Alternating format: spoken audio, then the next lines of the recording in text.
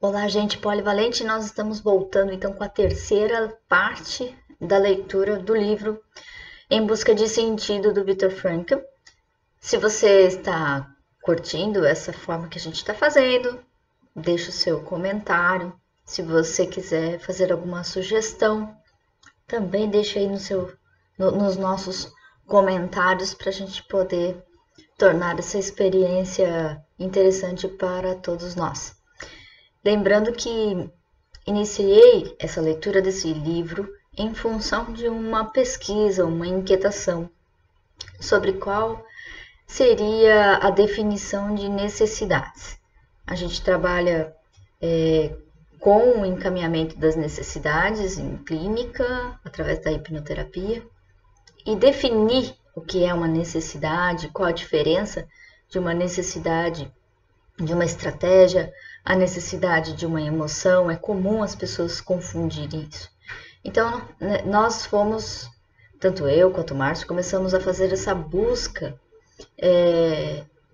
da definição, busca de compreender, de repente, um conceito definitivo que fica mais didático, fica mais fácil, fica irrefutável, né? Vamos dizer assim, isso é uma necessidade, isso não é uma necessidade. Tem outras leituras que a gente está fazendo também, mas Viktor Frankl, Em Busca de Sentido, pareceu bastante interessante da gente fazer, tá? Então, nós vamos voltar à nossa leitura. O objetivo é sempre fazer 1 hora de leitura do livro. Uma vez por semana eu estou publicando, nas segundas-feiras. O Sonho dos Prisioneiros foi quando nós paramos da última vez, então segue lá, que agora vamos voltar ao nosso ritmo de leitura de 1 hora por semana.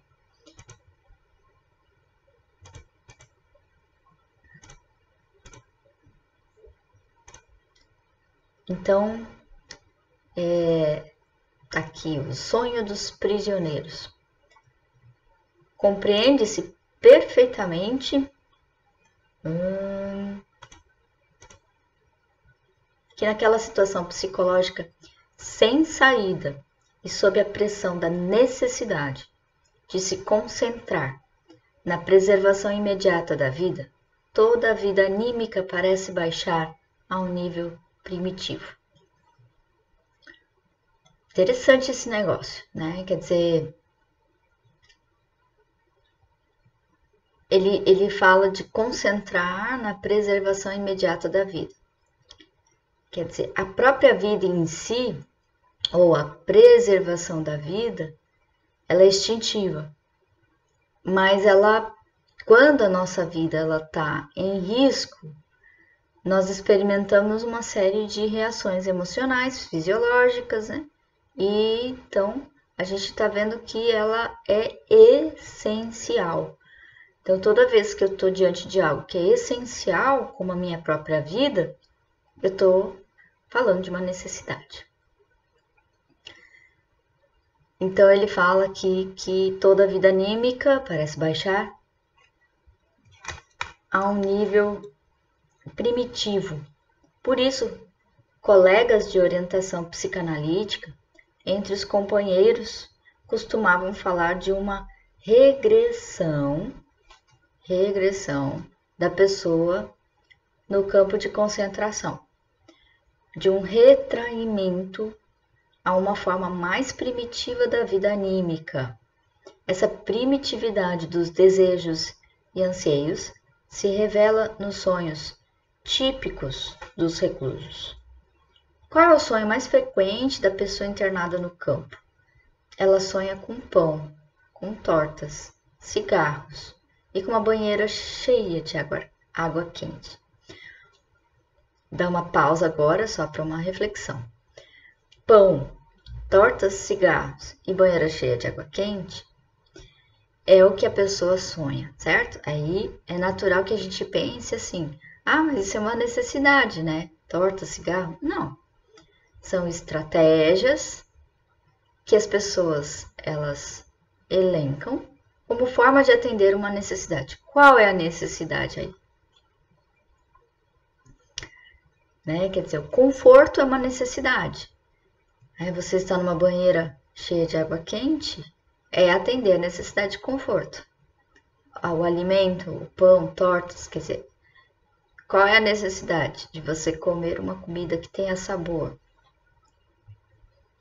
E aí, interessante que ele vai pensar em coisas saborosas, mas que tem carboidrato. Eles estão sem comida. Eles estão tomando água de sopa, na verdade, né? E trabalhando em excesso. O corpo está no seu máximo exaurimento. Então, voltando à leitura. A não satisfação das respectivas necessidades primitivas, aí ele falou de necessidades. Falo experimentar a satisfação das mesmas em sonhos primitivos. Outra coisa é o efeito desse sonho sobre quem sonha. Do momento em que desperta para a realidade do campo de concentração e se sente o terrível contraste entre a ilusão do sonho e a realidade do campo.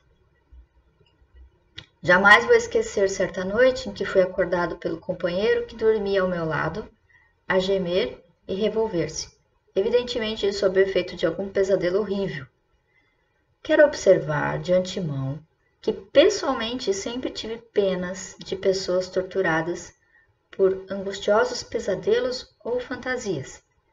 Por isso eu já estava prestes a acordar o pobre companheiro atormentado pelo pesadelo. Nesse instante, assustei-me do meu propósito, retirei minha mão, que já ia despertar o companheiro do seu sonho, pois naquele momento me conscientizei com muita nitidez de que nem mesmo o sonho mais terrível poderia ser tão ruim como a realidade que nos cercava ali no campo. E eu estava prestes a chamar alguém de volta para a experiência desperta de consciente dessa realidade.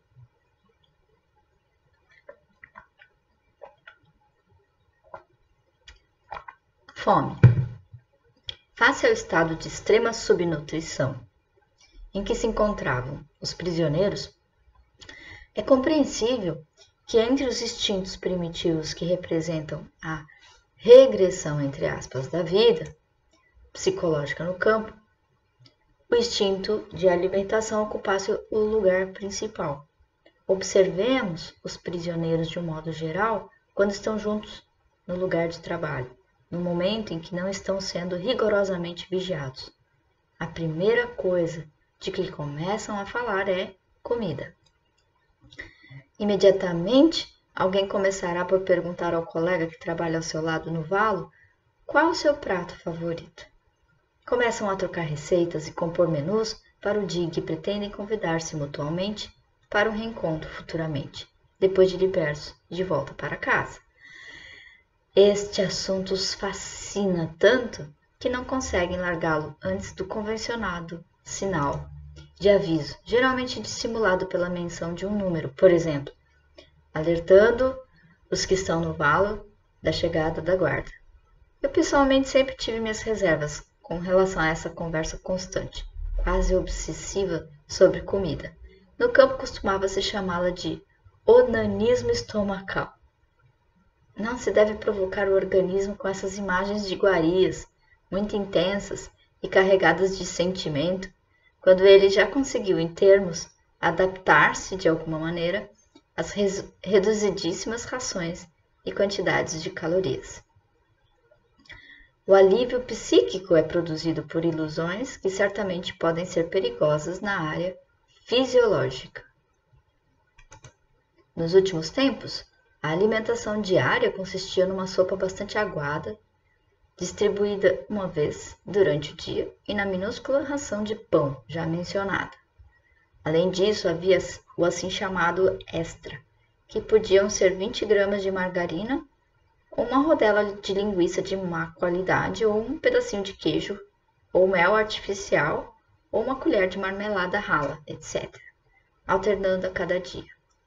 Em termos das calorias, esta alimentação era absolutamente insuficiente, ainda mais considerando o pesado trabalho físico, a exposição a temperaturas abaixo de zero, com agasalho extremamente precário.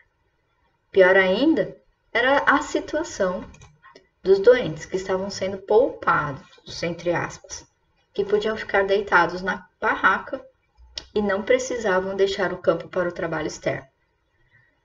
Uma vez consumidos os últimos vestígios de gordura do tecido subcutâneo, ficávamos parecendo esqueletos vestidos de pele dos quais pendiam os trapos. Dali para frente, podíamos observar como o corpo passava a devorar-se a si mesmo. O organismo consumia sua própria proteína. A musculatura ia definhando. Agora, o corpo também não apresentava mais resistência. Morria um atrás do outro na comunidade formada por nosso barracão. Cada qual podia calcular com bastante precisão quem seria o próximo e quando seria sua próxima vez. Afinal, o grande número de casos observados já permitia conhecer bem os sintomas, baseado nos quais se podia prever com boa margem de segurança o tempo de vida que ainda restava para alguém.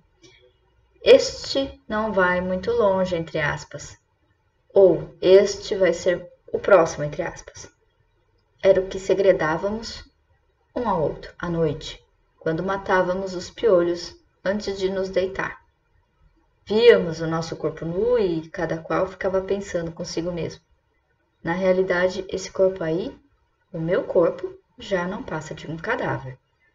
O que éramos ainda? Uma partícula de uma grande massa de carne humana, uma massa cercada de arame farpado, comprimida em algumas cabanas de chão batido, uma massa da qual diariamente apodrecia um certo percentual por ter ficado sem vida. Falamos antes da natureza obsessiva de pensamentos sobre comida ou sobre certos pratos favoritos, pensamentos que se impõem ao prisioneiro assim que ele dispõe de um pouco de tempo e espaço em seu consciente. Por isso é de entender que justamente os melhores entre nós esperassem ansiosamente pelo tempo em que pudesse alimentar-se de modo mais ou menos normal novamente, não por amor aos pratos saborosos, mas para que finalmente acabasse aquela situação indigna de não se conseguir mais pensar em outra coisa senão comer. Quem não passou por isso ainda dificilmente poderá imaginar o desgaste interior causado pelos conflitos íntimos que se desenrolam na pessoa do faminto. Não é fácil imaginar o que significa estar no valo, empunhando a picareta e ficar sempre atento, à espera da sirene indicar 9h30 ou 10 horas, ou da pausa de meia hora ao meio-dia, com a distribuição da merenda perguntando repetidamente as horas ao capataz ou mesmo a passantes civis, caso não fossem pessoas intratáveis. Apalpávamos carinhosamente um pequeno pedaço de pão no bolso da capa, com os dedos desprovidos de luvas e entorpecidos de frio. Quebrávamos um pedacinho que levávamos à boca, para então, no último esforço da vontade, fazê-lo voltar ao bolso. É que, nesta manhã, havíamos jurado aguentar até o meio-dia. Nosso tempo era tomado por intermináveis discussões sobre a conveniência ou não de se comer aos poucos. Ao longo do dia, a minguada ração de pão, que nos últimos tempos era distribuída apenas uma vez. Havia dois grandes partidos. Uns eram a favor de se comer tudo de uma vez, assim que recebido. Isso teria duas vantagens. Desse modo, matava-se o pior da fome, ao menos uma vez ao dia. Se bem que, por pouco tempo, e em segundo lugar, eliminava-se a possibilidade de roubo ou perda da ração por descuido. O partido contrário, por sua vez, dispunha de outros argumentos. No que tange a mim, acabei me convencendo a este segundo grupo. Tinha para isso as minhas razões pessoais. Durante as 24 horas diárias no campo de concentração, o momento mais terrível era o despertar. Os 3 apitos estridentes que davam a ordem de levantar nos arrancavam sem dó nem piedade do sono, da exaustão e de ansiosos sonhos, ainda em plena madrugada. Chegava o momento de enfrentar a luta com os sapatos molhados, nos quais, mal e mal, se conseguia enfiar os pés feridos e inchados pelo edema de fome. Nos primeiros minutos de vida acordada, começavam as lamúrias e as imprecações contra objetos como, por exemplo, os arames usados para substituir os cadarços, mas que de vez em quando acabavam quebrando. Até se ouvia companheiros de muita fibra chorarem como crianças, porque doravante tinham que sair descalços rumo ao local de convocação, carregando nas mãos os sapatos demasiadamente apertados por causa da umidade. Nesses minutos terríveis, eu tinha um mísero consolo: tirar do bolso um pedacinho de pão guardado da noite anterior e mastigá-lo todinho, entregue a esse prazer. Agora, sexualidade. A subnutrição faz com que os instintos que tomam conta do recluso na segunda fase de sua adaptação interior à vida do campo de concentração elevem para o primeiro plano de consciência, o impulso de alimentação. Provavelmente é também um estado de subnutrição que explica o fato de o instinto sexual, de modo geral, não se manifestar.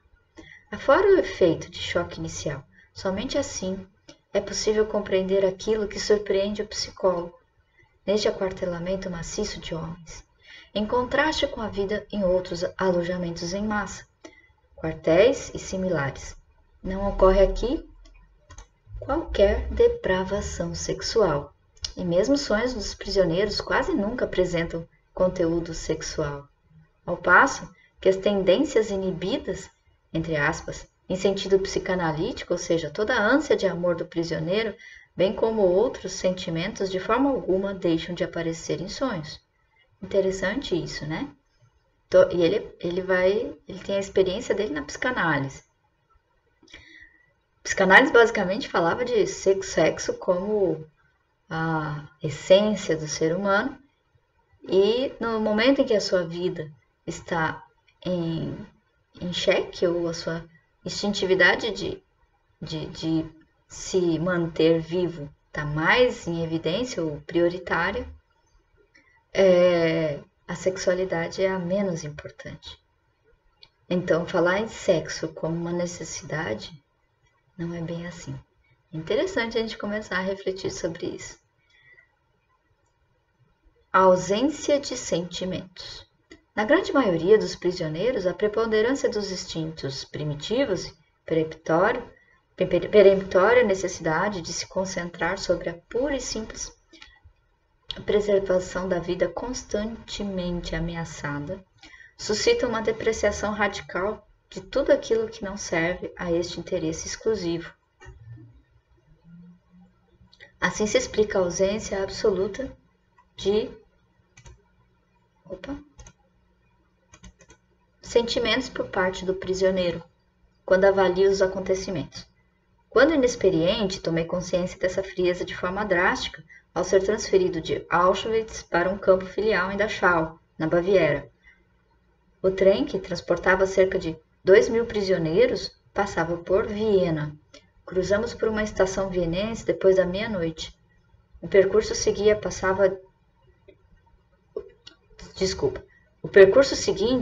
passava de frente ao beco em que está a casa onde nasci, e da qual vivi décadas inteiras da minha vida, até o momento em que fui deportado. Éramos cerca de 50 homens num pequeno vagão de prisioneiros, que tinha 2 pequenas aberturas com grades. Apenas alguns de nós podiam sentar-se no chão, enquanto os demais eram forçados a ficar de pé horas a fio. Esses geralmente se apinhavam junto às aberturas. Eu também era um deles. Aquilo que pude entrever na minha cidade natal, por entre as cabeças, à minha frente, e através das grades, pondo-me na ponta dos pés, tinha para mim um aspecto fantasmagórico ao extremo. Todos nós sentíamos mais mortos que vivos. Supunhamos que o transporte se dirigisse para Mauthausen. Por isso achávamos que não viveríamos mais que 1 ou 2 semanas em média. Enxergava as ruas, praças e casas da minha infância, na minha terra natal. Era um sentimento bem nítido, como se eu já estivesse morrido, como um morto olhando do além. Um fantasma, a contemplar essa cidade de aspecto fantasmagórico. Dá uma pausa agora para uma reflexão. Geralmente as pessoas, na hora delas identificarem os sentimentos, elas tendem a falar de ideias, né? Então, para ele falar de um sentimento, de sentir, Por exemplo, sentimento de vazio, sentimento de... o vazio, ele representa a falta da vida, né? Ele vai dizer tudo isso, né? É assim que a gente funciona, interessante. A gente usa uma série de ideias, né? É como se eu estivesse morto, é como se fôssemos cadáveres, é como se nós não estivéssemos mais, fôssemos cadáveres ambulantes, observando uma cidade que já morreu. Quer dizer, esse sentimento é chamado vazio. Esse sentimento é ausência de vida. Quer dizer, eles não têm mais liberdade, eles não têm mais... uma série de necessidades foram tolhidas ali. E o único sentimento que fica ali é: nós existimos, mas não existimos. Então, ao invés de falar somos um vazio, sinto um vazio, a gente tende a achar uma série de palavras para que o outro se coloque no nosso lugar, né? Então é só uma reflexão aqui de como que a gente interage com os sentimentos. Voltando então para a leitura. O trem parte da estação depois de longas horas de espera. Agora vem o beco, o meu beco. Começo a implorar por um mendigo, como um mendigo. Os que estão à minha frente são jovens, embora já tenham atrás de si muitos anos no campo de concentração. Razão porque uma viagem como aquela representa para eles uma rica safra de novas impressões e experiências, de modo que fico espionando com muita curiosidade pela abertura. Peço-lhes que me deixem passar à frente só por um momento. Procuro mostrar o que representa para mim olhar para fora naquele instante. Meio bruscos, meio indignados, com deboche e desprezo na voz, eles rejeitam meu pedido, que é quitado com a observação. Tantos anos você já viveu ali? Bom, então já viu o suficiente. Política e religião. A falta de sentimentos do prisioneiro de muitos anos no campo de concentração é precisamente um dos reflexos da desvalorização de tudo aquilo que não serve ao interesse mais primitivo da preservação da vida. Olha, pausa aqui que ele está falando exatamente o que eu falei anteriormente, né? Deles estarem distante das necessidades, porque agora tudo que importa é a sobrevivência, a vida, como a questão mais importante deles. Tudo agora dá lugar para sobreviver. Voltando à leitura. Tudo mais, necessariamente, parece um evidente luxo aos olhos do prisioneiro. Isso dá origem a um retraimento ante todas as questões intelectuais e culturais, de todos os interesses mais elevados. De um modo geral, prevalece uma espécie de hibernação cultural. A parte deste fenômeno mais ou menos geral, existem apenas duas áreas de interesse. Em primeiro lugar, a política, que não é de se surpreender. Em segundo lugar, a religião, que não deixa de ser notável. No campo de concentração, todos discutem política quase sem parar, mesmo que se trate apenas de ouvir sequilosamente os boatos infiltrados e passá-los adiante, sobre a situação militar do momento, etc. Como, porém, a maioria deles se contradizem, havendo uma rápida sucessão de boatos incoerentes entre si, eles representam mais uma contribuição para a desgastante guerra de nervos, que se processa na alma dos prisioneiros. Qualquer semelhança com a vida real hoje, né? Não tem semelhança, nunca a gente pode comparar uma situação dessa, mas como que a gente cai, né? O ser humano é incrível. Com frequência, cada vez maior, eram desfeitas as esperanças de um breve final da guerra, despertadas pela maioria dos boatos otimistas. Alguns acabavam caindo em desespero definitivo. Justamente os otimistas incuráveis entre nós eram os que mais nos enervavam. Gente, que interessante. Pausa aqui. A informação sobre a política é para saber como que o sofrimento deles teria fim ou não. Então, saber o que os burocratas estão definindo ou o que está acontecendo do ponto de vista das decisões, ou até mesmo a resolução da guerra, para eles, será que a gente sai disso? Será que a gente não sai disso? Né? E vamos lá, uma reflexão. Né? Qual é a necessidade de todos? Todos que estão falando sobre a guerra, todos aqueles que estão sobrevivendo, todos que estão no campo de concentração. A necessidade é voltar a poder ter esperança, voltar a ter planejamento. Alguém planeja quando está numa condição dessa? Não. Alguém consegue ter uma visão de futuro, poder tomar novas decisões, ter liberdade? Não. Então, todas essas necessidades, e são muitas, é o que faz com que as pessoas comecem a querer entender o que está acontecendo na política. Então, a gente pode até trazer para o nosso momento atual uma reflexão, né? Hoje, todos estão muito mais preocupados, as pessoas no geral estão muito mais preocupadas com as decisões no governo, as decisões políticas, estão muito mais inteiradas do que os burocratas têm decidido, porque não conseguem viver uma vida plena, uma vida com as suas necessidades atendidas. Então, logo, fica-se uma espécie de controle mental, né? De uma mudança para que elas, enfim, consigam fazer alguma coisa da vida delas. Então, já dá para a gente pensar num diagnóstico, né, da nossa sociedade atual, que precisamos saber de determinadas decisões, porque isso impacta na vida de cada um. Né? Então, voltando à leitura. E ele vai falar, né, que os otimistas eram os que mais nos enervavam, né, quer dizer, as pessoas que têm esperança. O interesse religioso dos prisioneiros, na medida em que surgia, era o mais ardente que se possa imaginar. Não era sem um certo abalo que os prisioneiros recém-chegados se surpreendiam pela vitalidade e profundidade do sentimento religioso.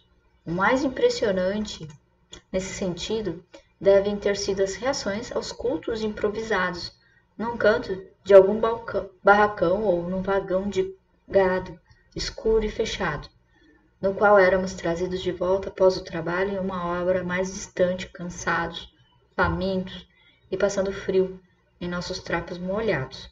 O tifo exantemático, que atacou, como se sabe, quase todos os reclusos no inverno, e, na primavera de 1945, acarretou grande mortandade entre os doentes extenuados, que faziam trabalho forçado, até não poder mais, pessimamente alojados, geralmente sem receber qualquer assistência médica. Alguns dos sintomas desta doença eram muitíssimo desagradáveis, uma repugnância quase que insuperável por qualquer bocado de comida, o que representava uma ameaça adicional para a vida. E ainda os terríveis delírios, para escapar deles, fiz o mesmo que muitos outros. Procurei manter-me acordado a maior parte da noite. Por horas a fio, eu fazia discursos mentalmente. Por fim, passei a reconstruir com rabiscos estenográficos, em minúsculos pedaços de papel, aquele manuscrito que tive que jogar fora antes da desinfecção em Auschwitz. O caso mais angustiante de delírio, entretanto, foi-me relatado a respeito de um companheiro que, sabendo próximo da morte, quis orar, mas não conseguiu articular palavras, transtornado pela febre. Uma sessão espírita. Vez por outra, podia surgir também um debate científico no campo de concentração. Certa vez presenciei algo que, embora me fosse de certa forma afim do ponto de vista profissional, eu jamais conhecera na vida normal. Uma sessão espírita. O médico-chefe do campo, que teve o palpite de que eu era um psicólogo profissional, convidou-me para uma reunião altamente secreta no pequeno compartimento que morava na enfermaria. Reuniu-se ali um pequeno círculo no qual também se achava, em flagrante infração do código, o suboficial de saúde do nosso campo. Um colega estrangeiro começou a conjurar os espíritos numa espécie de reza. O secretário da enfermaria estava sentado frente a uma folha de papel em branco, devendo assegurar um lápis sobre a mesma, sem qualquer intenção consciente de escrever.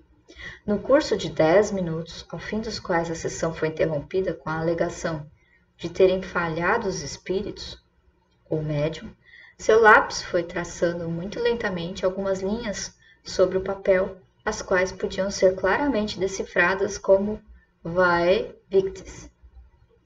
Afiançou-se que o secretário jamais aprendera latim, nem tampouco teria ouvido as palavras Vae Victis, ai dos vencidos. Se alguém me perguntasse, eu diria que, sem saber, ele já devia ter ouvido essas palavras alguma vez em sua vida, assim como também a respectiva tradução. E a nossa situação de então, poucos meses antes da nossa libertação, ou seja, do final da guerra, desejava ao espírito, entre parênteses, espírito do seu subconsciente, pensar justamente nessas palavras. A fuga para dentro de si. Apesar de todo o primitivismo que toma conta da pessoa no campo de concentração, não só exteriormente, mas em sua vida interior, percebem-se, embora esporadicamente, os indícios de uma expressiva tendência para a vivência do próprio íntimo. Pessoas sensíveis, originalmente habituadas a uma vida intelectual e culturalmente ativa, dependendo das circunstâncias e a despeito de sua delicada sensibilidade emocional, experimentarão a difícil situação externa do campo de concentração de forma, sem dúvida, dolorosa. Esta, não obstante, ter para elas efeitos menos destrutivos em sua existência espiritual. Pois justamente para essas pessoas permanece aberta a possibilidade de se retirar daquele ambiente terrível para se refugiar num domínio de liberdade espiritual e riqueza interior.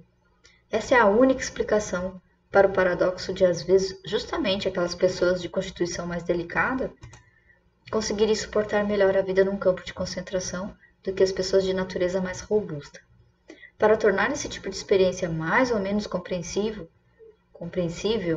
vejo-me outra vez obrigado a reportar-me a coisas pessoais. Recordo-me de quando saíamos do campo de manhã cedo, marchando rumo à obra, ouve-se uma voz de comando. Grupo de trabalho, when good, marchar. Esquerda, 2, 3, 4, esquerda, 2, 3, 4, cabo de fila, lateral, esquerda, esquerda e esquerda. Boinas, fora. Esses, os brados que a memória faz ressoar em meus ouvidos. Ao grito de boinas, fora. Passamos pelo portão do campo. Os refletores estão focados sobre nós. Quem não marchar ereto e bem alinhado na fileira de 5 homens, pode contar com o pontapé. Haverá algo pior para quem, pensando em se resguardar do frio, ousar cobrir de novo as orelhas com a boina, antes que a voz de comando o autorize. Prosseguimos na escuridão, aos tropeços sobre as pedras e longas poças d'água na zona de acesso ao campo. Os guardas da escolta ficam berrando e nos espiçaçam com a coronha de seus fuzis. Quem tem os pés muito feridos, dê o braço ao seu companheiro ao lado, cujos pés doem um pouco menos.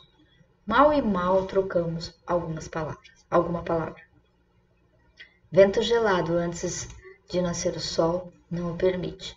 Com a boca escondida atrás da gola da capa, o companheiro que marcha ao meu lado murmura de repente. Se nossas esposas nos vissem agora, tomara que estejam passando melhor no campo de concentração em que estão. Espero que não tenham ideia do que estamos passando. E eis que aparece à minha frente a imagem da minha mulher.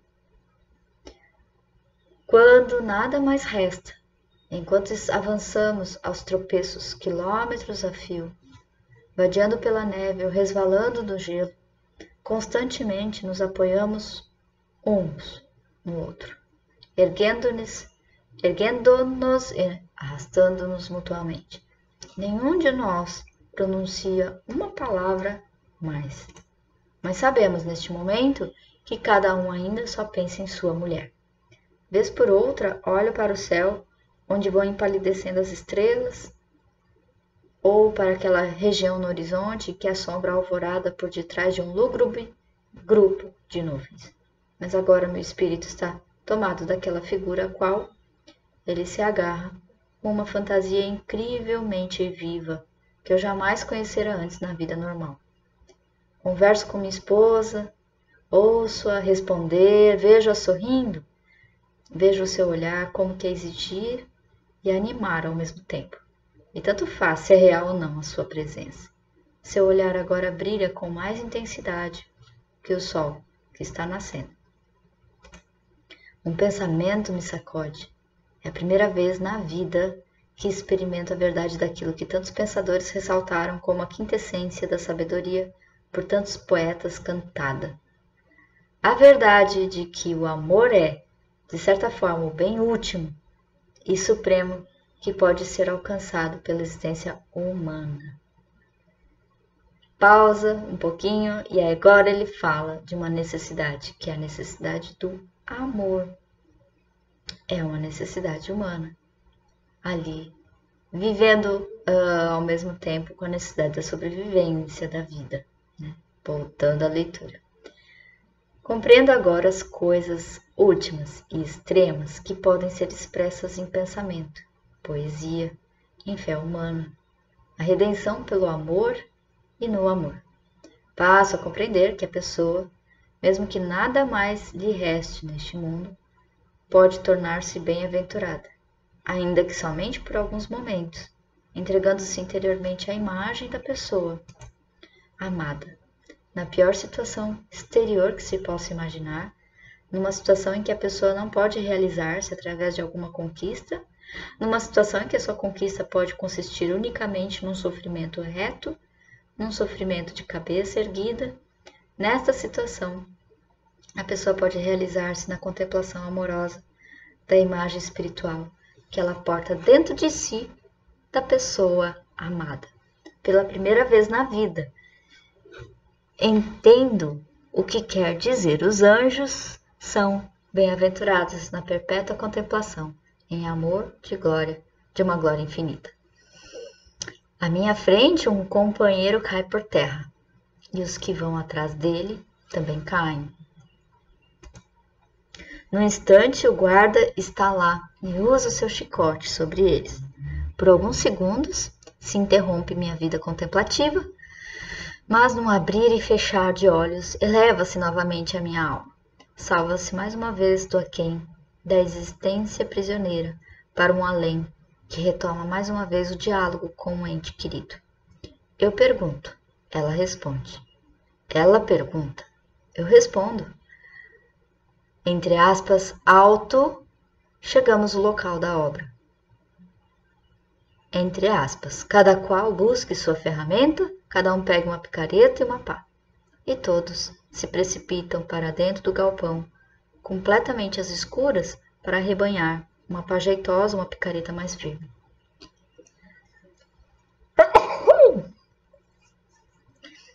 Como é? Não vão se apressar, seus cachorros imundos. Dali a pouco estamos no valo, cada um em seu lugar na véspera. A picareta estilhaça o chão congelado, soltando até fagulhas. Nem mesmo os cérebros ainda degelaram. Os companheiros continuam calados. Meu espírito ainda se apega à imagem da pessoa amada. Eu continuo falando com ela, e ela continua falando comigo, e de repente me dou conta, nem sei se a minha esposa ainda vive. Naquele momento, fico sabendo que o amor pouco tem a ver com a existência física de uma pessoa. Ele está ligado a tal ponto à essência espiritual da pessoa amada, a seu ser assim, nas palavras dos filósofos, que a sua presença, entre aspas, e seu estar aqui comigo, entre aspas, podem ser reais, sem a sua existência física em si, e independentemente de eu estar com vida. Eu não sabia, nem poderia, ou precisaria saber se a pessoa amada estava viva. Durante todo o período do campo de concentração não se podia escrever nem receber cartas. Mas isso naquele momento, de certa forma, não tinha importância. As circunstâncias externas não conseguiam mais interferir no meu amor, na minha lembrança e na contemplação amorosa da imagem espiritual da pessoa amada. Se naquela ocasião tivesse sabido, minha esposa está morta. Acho que este conhecimento não teria perturbado meu enlevo interior naquela contemplação amorosa.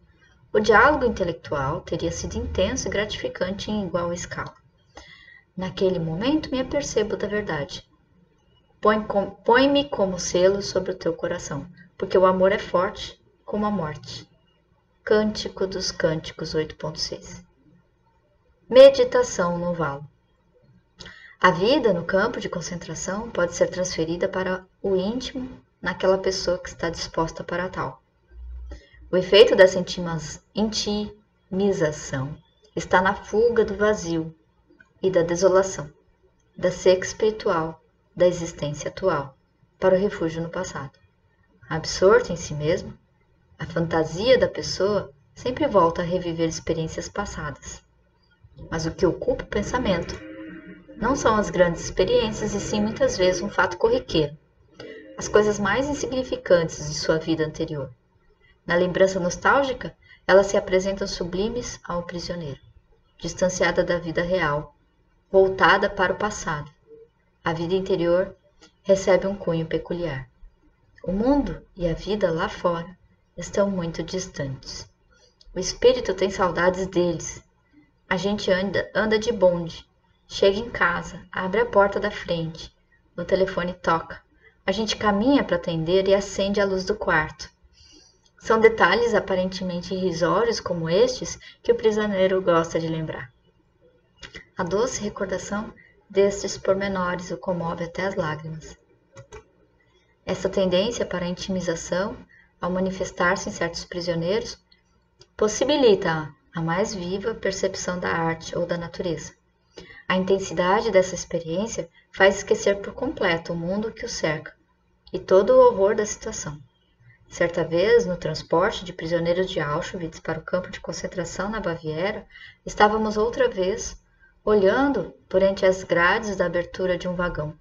Quem tivesse visto nossos semblantes arrebatados a contemplar as montanhas de Salzburg, cujos picos resplandeciam das cores rubras do sol poente, jamais acreditaria tratar-se de rostos de pessoas que nada mais esperavam da vida. Mesmo assim, ou quem sabe, justamente por isso, eles estavam elevados ante a beleza natural, que não viam há anos. E mesmo dentro do campo, alguém chama a atenção do companheiro de trabalho para algum quadro deslumbrante que está ao alcance dos olhos, como certo dia em plena floresta bávara, onde nos puseram a construir gigantescas fábricas subterrâneas de armamento.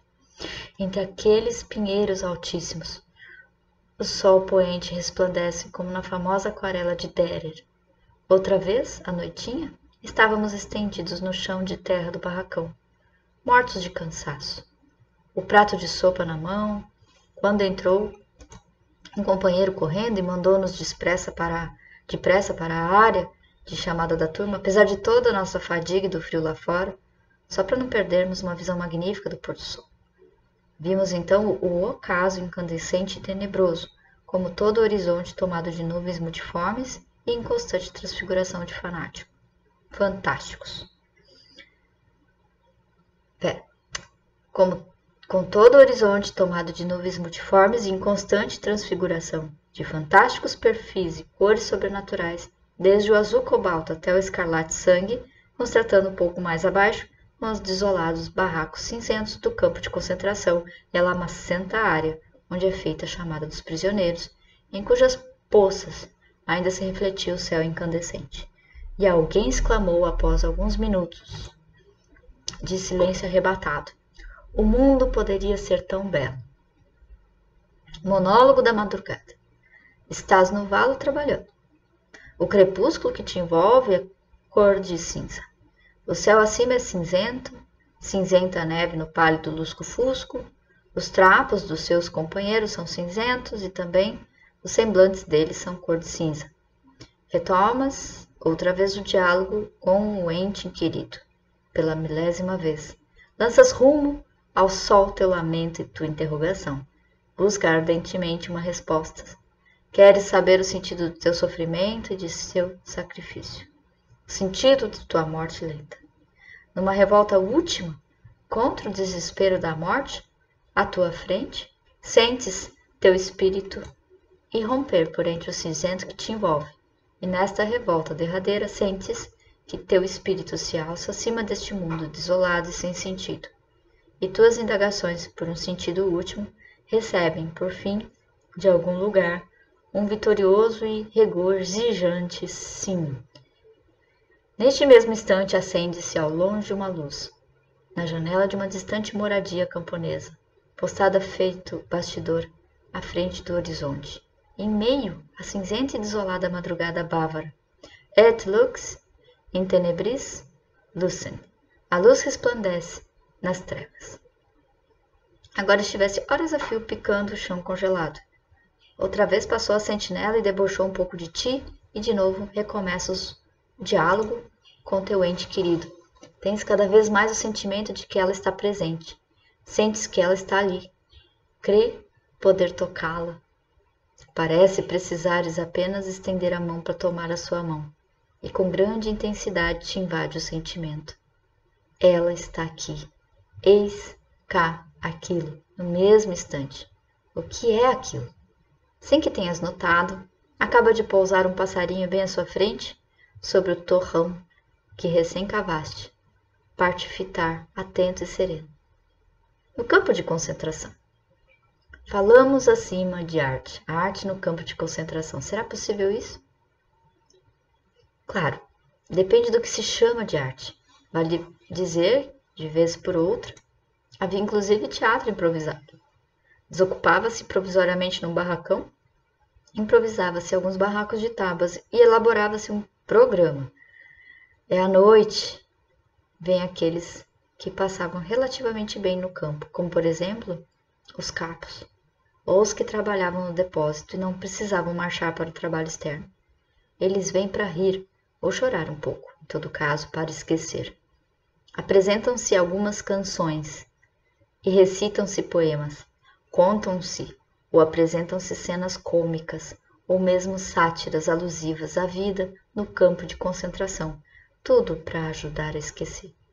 E realmente ajuda. Ajuda a tal ponto que alguns prisioneiros comuns, não privilegiados, vêm para esse teatro mesmo exaustos da labuta do dia, e mesmo perdendo por isso a distribuição da sopa.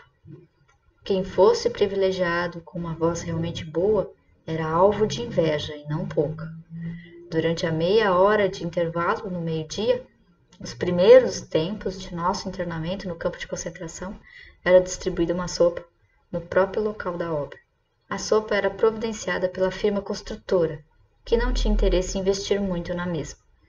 Durante esse intervalo, podíamos reunir-nos na sala de máquinas ainda em construção. Na entrada, cada um recebia uma concha de sopa rala. Enquanto sorvíamos, sequiosamente um companheiro subia um tonel e cantava áreas italianas. Enquanto para nós isso representava um deleite musical,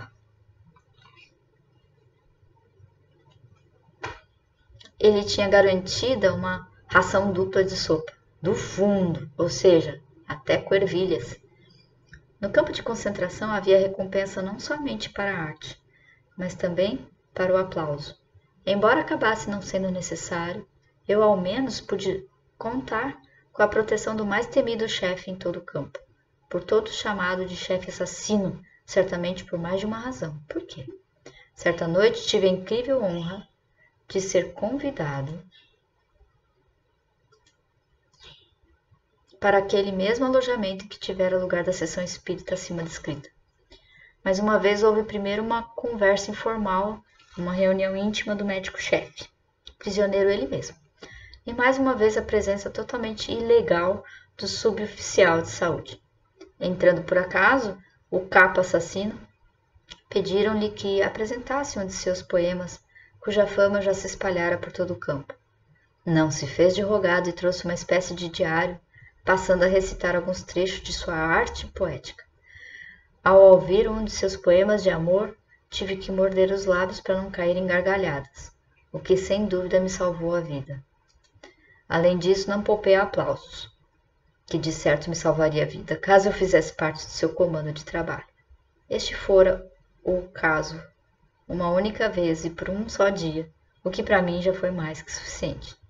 Em todo caso, era conveniente o capo assassino ter boa lembrança da gente, portanto bati palmas, o que pude, mesmo que um dos aspectos menos ridículos do poema de amor do chefe assassino consistisse em que, entre aspas, amor, constantemente rimava com, entre aspas, dor e, entre aspas, coração e com, entre aspas, paixão. De um modo geral, toda a assim chamada atividade artística do campo de concentração, naturalmente apresentava muitos aspectos grotescos. Eu diria até que a experiência propriamente dita daquilo que, de certa forma, está ligada à arte, provinha antes do tremendo contraste entre o que era apresentado e o pano de fundo da desolada vida no campo. Jamais esquecerei quando acordei do profundo sono de esgotamento na segunda noite em Auschwitz, despertado por música. O chefe do bloco estava comemorando alguma coisa em seu compartimento bem ao lado da entrada do barracão. Vozes embriagadas berravam canções populares. Repentinamente silêncio, e um violino chorava um tango de tristeza infinita, raramente tocado, e ainda não gasto de tanto ouvir. Chorava o violino. Dentro de mim algo chorava junto, e é que naquele dia alguém fazia 24 anos. E esse alguém estava deitado em qualquer barracão do campo de Auschwitz, distante apenas algumas centenas ou milhares de metros dali, e mesmo assim fora de alcance. Este alguém era minha esposa. Se a pessoa que está fora já pode surpreender-se com o fato de o campo de concentração permitir algo como a experiência da arte ou da natureza, mais ainda se espantará se eu disser que ali também existia humor, claro, somente um princípio de humor. E mesmo então, apenas por segundos ou minutos, também o humor constitui uma arma da alma na luta por autopreservação. Afinal, é sabido que dificilmente haverá algo na existência humana tão apta como o humor para criar distância e permitir que a pessoa passe por cima da situação, mesmo que somente por alguns segundos. Um amigo e colega com quem trabalhei lado a lado por semanas a fio, no local da construção, foi por mim adestrado na prática do humor. Propus-lhe o compromisso mútuo de inventarmos ao menos uma piada por dia, mas especialmente uma ocorrência que poderia ter lugar após a nossa libertação e voltar para casa. Ele era cirurgião, tendo sido assistente de uma sessão de cirurgia de um hospital. Assim, por exemplo, tentei fazê-lo sorrir, certa vez, descrevendo a dificuldade que ele teria após a volta para casa e para o antigo campo de atividades, em perder os hábitos adquiridos no campo de concentração. Diga-se de antemão que, quando o chefe da obra se aproximava do local de nosso trabalho para inspeção, o supervisor procurava acelerar o ritmo do habitual. Mexam-se, mexam-se! E contei a meu companheiro foi o seguinte: quando você estiver novamente na sala de operação, realizando uma demorada cirurgia de estômago, o atendente da sala de operação vai entrar correndo e dizer mexam-se, mexam-se, para avisar que o chefe está chegando.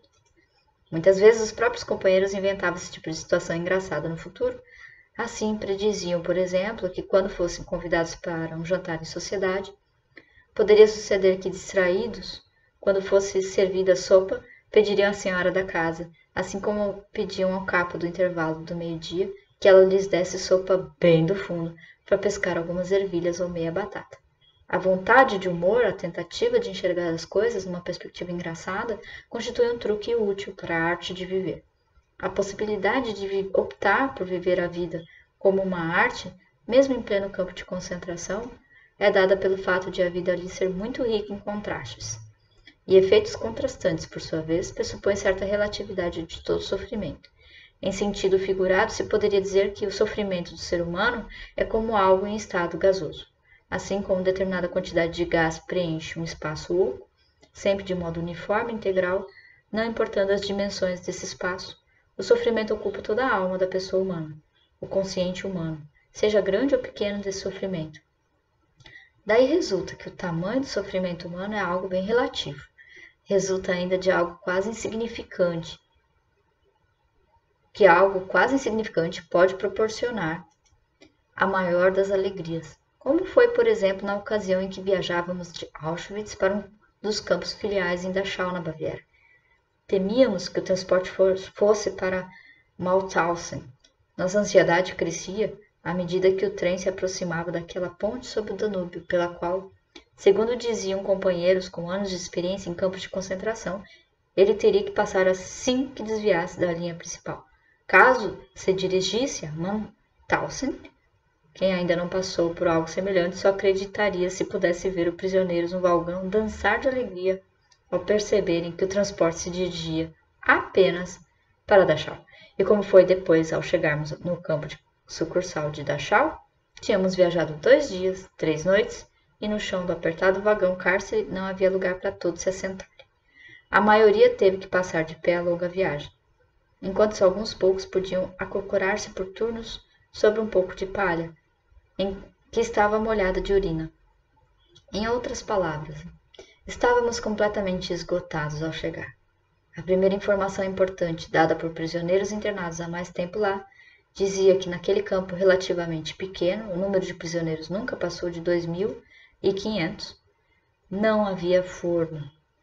Isto é, ali não havia nenhum crematório, nem por conseguinte câmara de gás, e por isso significava que, no caso de alguém ficar muçulmano, não poderia ser levado diretamente para o gás, mas apenas quando se organizasse o transporte de doentes para Auschwitz. Assim, o perigo de morte vindo dessa parte, ao menos, não era tão direto. A agradável surpresa por nos ter sido dado aquilo que nos desejara nosso chefe de bloco, ele nos recomendara sermos mandados o quanto antes para um campo que não tivesse lareira, entre aspas, como em Auschwitz. Essa agradável surpresa nos encheu de alegria. Ficamos tão bem-humorados, a ponto de nos entregar a gracejos e dar risadas, a despeito do que nos sobreveio nas horas seguintes. Acontece que nas repetidas contagens dos prisioneiros recém-chegados, com o nosso transporte, faltava um. Tivemos que ficar de pé na área de ordem unida, expostos à chuva e ao vento frio, até que fosse achado o homem.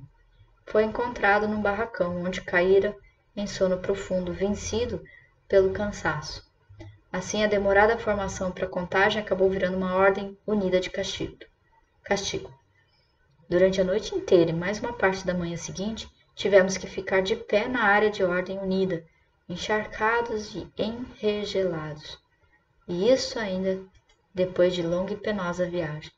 Mesmo assim, nosso estado de espírito era a maior das alegrias, pois naquele campo não havia lareira, entre aspas, e Auschwitz ficava longe, invejando presidiários.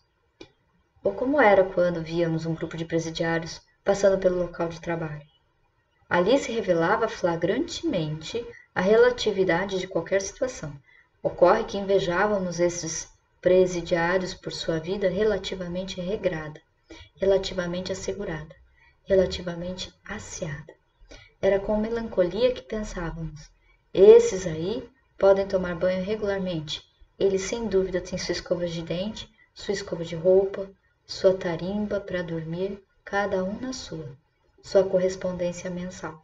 Eles sabiam onde estavam seus familiares. Sim, que estavam com vida.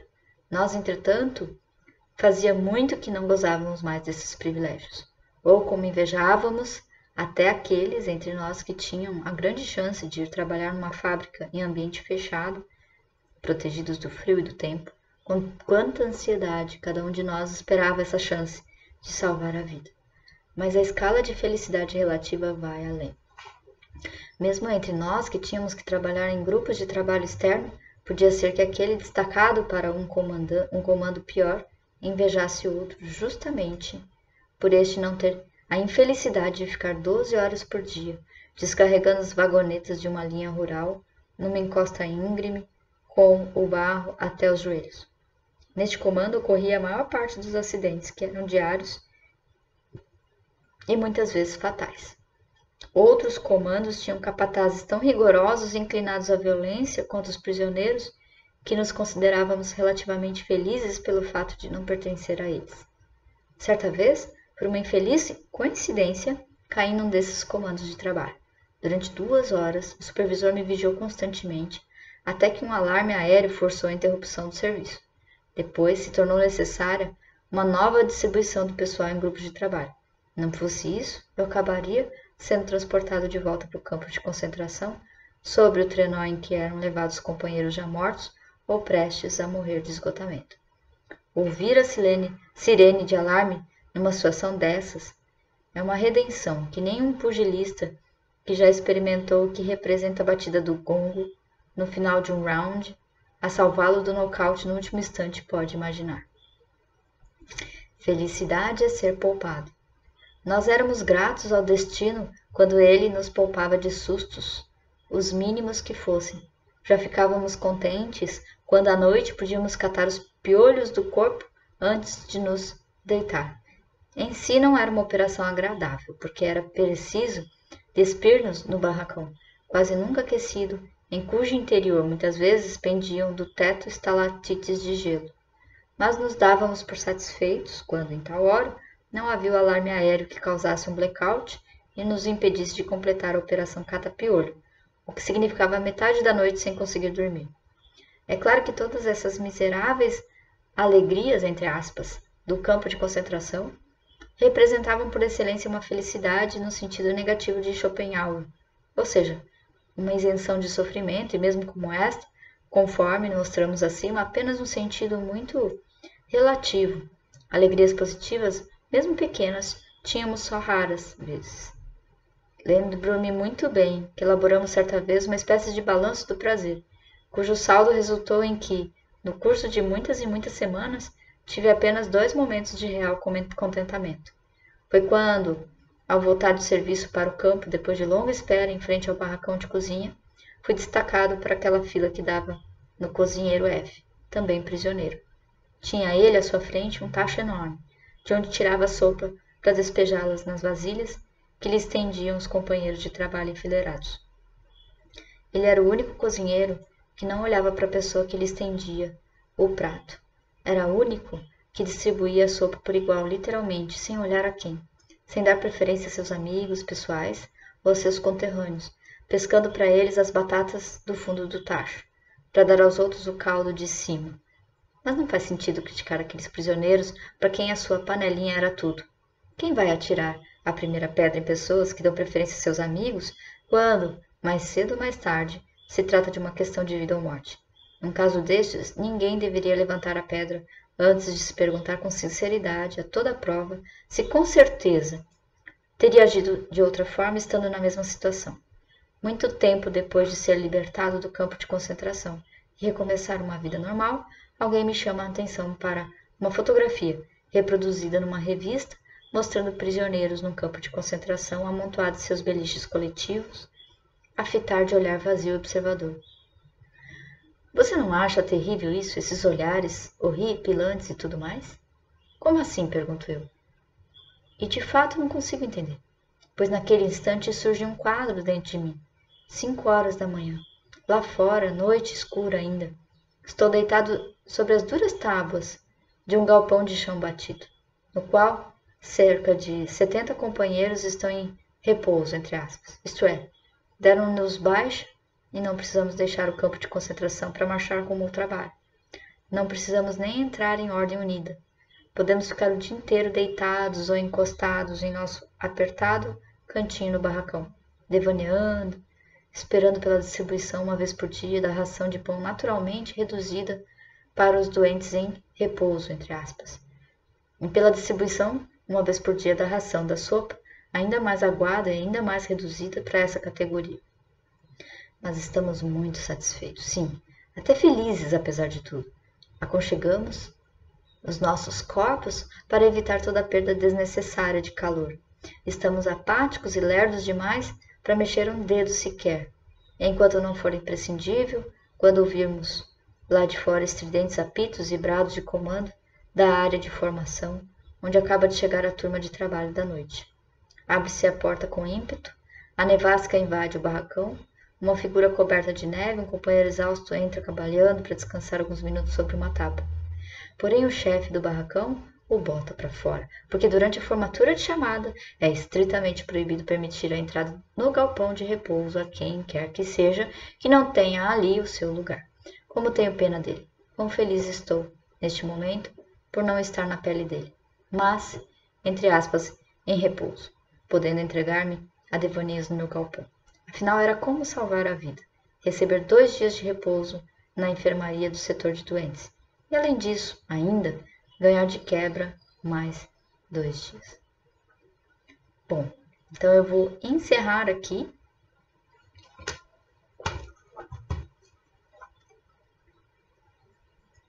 Vou encerrar a leitura. Já se passaram 60 minutos, 1 hora. Ah, 1 hora de leitura. Paramos aqui no item ir para o setor de tifo exantemático, né? Vamos começar a dar a continuidade na semana que vem.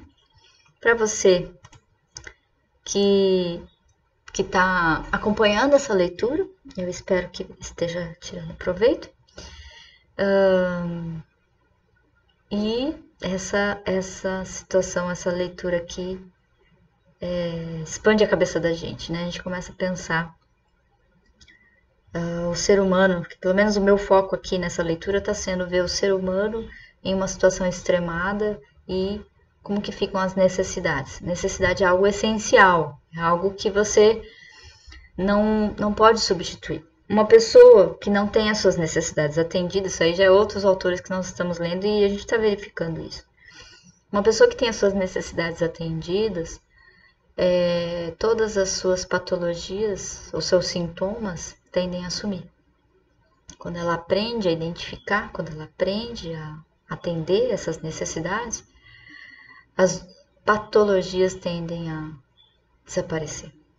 Isso é o que a gente tem visto na nossa prática e você vê que o mais essencial de tudo é você atender as suas necessidades, né? E ele faz esse esforço o tempo todo. Mas por hoje é isso, semana que vem tem mais. Um abraço para todos vocês que estão aí aproveitando essa leitura junto comigo. E tchau, até a próxima leitura.